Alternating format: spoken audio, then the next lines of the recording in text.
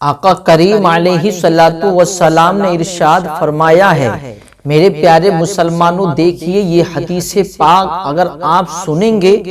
اور اس حدیث کو اگر غور سے سن لیا تو آپ کے دل کے رونگٹے کھڑے ہو جائیں گے۔ جو لوگ دنیا میں لوگوں کو دکھانے کے لیے عمل کرتے ہیں، جو لوگ دنیا میں لوگوں کو دکھانے کے لیے لوگوں کے ڈر کی وجہ سے عمل کرتے ہیں، یہ حدیث پاک ان لوگوں کے لیے آقا کریم علیہ السلام نے ارشاد فرمایا ہے، قیامت کا دن ہوگا، نفسا نفسی کا عالم ہوگا، کوئی کسی کا پرسان حال نہیں ہوگا۔ میدان محشر میں وہاں ہر کسی کو اپنی اپنی پڑی ہوگی، کوئی کدھر بھاگ رہا ہوگا، کوئی کدھر بھاگ رہا ہوگا، کوئی کسی کے کام نہیں آئے گا میدان محشر میں۔ میرے پیارے مسلمانوں، جو دنیا میں انسان نے کیا ہے صرف وہی اس کے کام آئے گا۔ اس لیے اگر چاہتے ہو میدان محشر میں تمہارے ساتھ میں اچھا سلوک کیا جائے تو دنیا میں اپنے آپ کو دیندار بنا کر کے رکھو، دنیا میں اپنے آپ کو متقی پرہیزگار بنا کر کے رکھو، کیونکہ میرے پیارے مسلمانوں میدان محشر میں پیسہ کام نہیں آئے گا، میدان محشر میں دولت کام نہیں آئے گی۔ میرے آقا کریم علیہ السلام ارشاد فرماتے ہیں، میدان محشر میں جنت سجی ہوگی، اللہ اکبر، کچھ لوگ جنت میں جا رہے ہوں گے، کچھ لوگ دوزخ میں جا رہے ہوں گے۔ آقا کریم نے ارشاد فرمایا، اللہ رب العزت کچھ لوگوں کو جنت کی طرف لے کر کے جائے گا، اور جیسے ہی وہ جنت کی طرف جائیں گے اللہ کی طرف سے حکم ہوگا کہ ان کو جنت کی تمام نعمتیں دکھا دی جائیں، انہیں جنت کی تمام نعمتیں دکھائی جائیں گی، انہیں جنت کے تمام محلات دکھائے جائیں گے، انہیں جنت کے تمام میوے دکھائے جائیں گے، یعنی جنت کی ہر میوہ انہیں دکھائی جائے گی، اور ان کو جنتی لوگ جو ہوں گے ان کے لیے جو مقام بنے ہوں گے، ان کے لیے جو چیزیں مہیا کی گئی ہیں جنتی لوگوں کے لیے، وہ ساری چیزیں ان لوگوں کو دکھائی جائیں گی۔ اللہ نے جو جنتی لوگوں کے لیے سامان تیار کر رکھے ہیں، جو نعمتیں تیار کر رکھی ہوں گی، وہ ساری نعمتیں انہیں دکھائی جائیں گی۔ وہ ان نعمتوں کو دیکھیں گے، اور دیکھنے کے بعد میں کہیں گے، مولا یہ تو جنت ہے، تیری جنت تو بڑی خوبصورت ہے، مولا اس کی نعمتیں تو بڑی خوبصورت ہیں، اے رب قدیر ہمیں جنت میں بھیج دے۔ تو اللہ کا حکم ہوگا کہ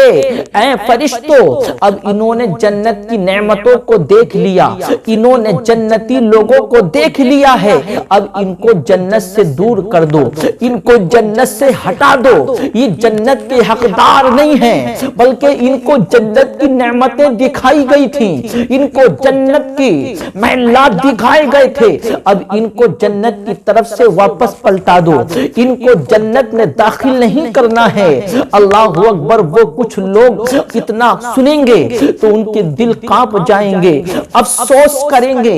بڑی حسرت سے جنت کو دیکھ کر کے لوٹ رہے ہوں گے، اور اللہ کی بارگاہ میں عرض کریں گے، اے رب قدیر جب ہمیں دوزخ میں بھیجنا ہی تھا تو اے رب قدیر تو نے یہ جنت کی نعمتیں ہمیں کیوں دکھائی ہیں، اے رب قدیر جنتی لوگوں کو کیوں دکھایا ہے، ان کے لیے کون کون سی نعمتیں مہیا ہیں، ان کے لیے کون کون سی نعمتیں، کون کون سی غذائیں ان کے لیے تیار کر رکھی ہیں، اے رب قدیر تو نے ہمیں کیوں دکھایا ہے، اب تو ہماری حسرت بڑھ گئی ہے، اے رب قدیر جنت کو دیکھ کر ہم دوزخ کی طرف جا رہے ہیں، جنت کو نہ دیکھتے، جنتیوں کو نہ دیکھتے، جنتی میوہ کو نہ دیکھتے اور ہم دوزخ میں چلے جاتے تو ہم یہ تو سوچتے پتہ نہیں جنت کیسی ہوگی، جنت کے میوے کیسے ہوں گے، جنت کے محلات کیسے ہوں گے، لیکن رب قدیر تو نے تو ہمیں جنت بھی دکھا دی، جنت کے محلات بھی دکھا دیے، جنت کے میوہ بھی بھی دکھا دیے، اے رب قدیر تو نے جنت کی نعمتیں دکھا دی، اب ہمیں جنت سے دور کیوں کیا جا رہا ہے؟ اے رب قدیر ہمیں جنت سے کیوں ہٹایا جا رہا ہے؟ تو اللہ ارشاد فرمائے گا، اے لوگو واقعی میں تم جنت کے حقدار نہیں بلکہ تم دوزخ کے ہی حقدار تھے، لیکن یہ نعمتیں اور یہ جنتی لوگ جو تمہیں دکھائے گئے ہیں اس کا مطلب یہ ہے کہ تم دنیا میں لوگوں سے ڈر کر تو گناہ سے بچتے تھے لیکن تم مجھ سے نہیں ڈرتے، یعنی تنہائی میں جب ہوتے تھے تو تم بڑے بڑے گناہ کرتے تھے، تم اتنے بڑے گناہ کرتے تھے، اللہ اکبر، لیکن جب تم لوگوں کے سامنے جاتے تھے تو بڑے متقی بن کے دکھاتے تھے، بڑے پرہیزگار بن کے دکھاتے تھے، یعنی رات کی تاریکی میں جب تم تنہائیوں میں جاتے تھے تو تم اتنے بڑے گناہ کرتے تھے، لیکن جب لوگوں سے ملتے تھے، لوگوں سے ملاقات کرتے تھے تو بڑے پرہیزگار بن کے ملتے تھے، بڑے متقی بن کے ملتے تھے، ایسا لگتا تھا کہ تم سے بڑا متقی کوئی نہیں ہے، تم سے بڑا پرہیزگار کوئی نہیں ہے، اور جب تم تاریکیوں میں جاتے، جب تم تنہائیوں میں جاتے تو تم اتنے بڑے گناہ کرتے، لوگ تمہارے گناہ کو دیکھ لیتے تو لوگ بھی شرم کرتے کہ اتنے گناہ کرتے ہیں، اور لوگوں کے سامنے متقی بن کے دکھاتے ہیں، لوگوں کے سامنے پرہیزگار بن کے دکھاتے ہیں۔ تو اللہ نے فرمایا لوگوں یہ تمہارے ساتھ میں اس لیے سلوک کیا جا رہا ہے کہ تم نے گناہ جو چھوڑا وہ میری ڈر کی وجہ سے نہیں بلکہ لوگوں کے ڈر کی وجہ سے، کہیں لوگ ہمیں برا نہ کہیں، کہیں لوگ ہمارا ساتھ نہ چھوڑ دیں، کہیں لوگ ہمارے ہاتھ چومنے نہ چھوڑ دیں، کہیں لوگ ہمارے دامن کو پکڑنا نہ چھوڑ دیں، کہیں لوگ ہمیں نذرانے دینے نہ چھوڑ دیں، اس لیے کہ تم نے لوگوں کی ڈر کی وجہ سے گناہ چھوڑا تھا، میری ڈر کی وجہ سے تم نے گناہ نہیں چھوڑا تھا، تم نے ان کو بزرگ جانا تبھی تو تم نے گناہ چھوڑا، تم نے مجھے بڑا نہ جانا، تم نے مجھے اپنا پروردگار نہ جانا، بلکہ تم لوگوں کی ڈر کی وجہ سے گناہ چھوڑتے تھے، اور میرا ڈر تمہارے دل میں نہیں تھا، اگر میرا ڈر تمہارے دل میں ہوتا تو تم تاریکوں میں، تم تنہائیوں میں گناہ نہ کرتے،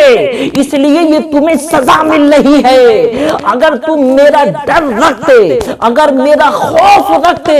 تو تمہیں بھی ان کی طرح جنت میں داخل کیا جاتا، لیکن اب تمہیں جنت دکھا کر تمہاری حسرت کو بڑھایا جا رہا ہے، تمہاری حرص کو بڑھایا جا رہا ہے، اور تمہیں دکھایا جا رہا ہے کہ دیکھو اگر تم میرا خوف رکھتے، اگر تم میری محبت میں عبادت کرتے تو تمہیں بھی ان کی طرح جنتی بنایا جاتا، لیکن تم نے ایسا نہیں کیا، بلکہ تم نے لوگوں کو دکھانے کے لیے اپنے آپ کو پرہیزگار بنایا، لوگوں کو دکھانے کے لیے اپنے آپ کو متقی بنایا، اس لیے تمہیں اس کی سزا مل رہی ہے، اور جو لوگ میری محبت میں کیا کرتے تھے دیکھو وہ جنت میں داخل ہو رہے ہیں۔